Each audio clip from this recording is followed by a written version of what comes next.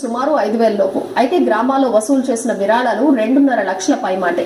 మనుగోలులో తాజాగా చోటు చేసుకున్న ఈ ఘటన నాయకులు, ఉద్యోగుల్లో తీవ్ర చర్చకు దారితీస్తోంది. మనుగోలులో గతంలో ఎంపీడీఓగా పనిచేసిన హేమలత గత నెలలో బదిలీ అయ్యారు. ఆమె స్థానంలో ఎవరి నియామకం జరగకపోవడంతో ఇప్పుడున్న సూపరింటెండెంట్ ముజీబునిసా ఇన్ఛార్జ్ గా బాధ్యతలు నిర్వహిస్తున్నారు. అయితే బదిలీ అయిన ఎంపీడీఓ హేమలతకు సన్మానం చేయాలని సిబ్బంది నిర్ణయించుకున్నారు. తలాకొంత వేసుకుని చేయాల్సిన వీడ్కోలు సభకు మామూళ్లు తెరలేపారు. ఒక్కో పంచాయతీ సర్పంచ్ తో పాటు నాయకుల వద్ద 5 నుంచి 10,000 వరకు వసూలు చేశారట. ఈ విధంగా వచ్చిన నగదు మొత్తం 2.5 లక్షలు దాటితే అందరూ ఎంపీడీఓకు ఘనంగా సన్మానం అనుకున్నారు పాపం. కానీ ఆమెను సాదాసీదాగా శాలువాలు, చిన్న చిన్న జ్ఞాపికలతో సాగనంపారు. దీనికి లక్షలు ఖర్చు అవుతుందా అని తర్వాత నాయకులు, సర్పంచ్లు నోరెళ్లబెట్టారు. ఇప్పుడు ఇది మనుగోలులో టాక్ ఆఫ్ ది విలేజ్ గా మారింది. కార్యక్రమానికి సంబంధించి 2 సిబ్బంది ఈ తతంగం నడిపినట్లు సమాచారం.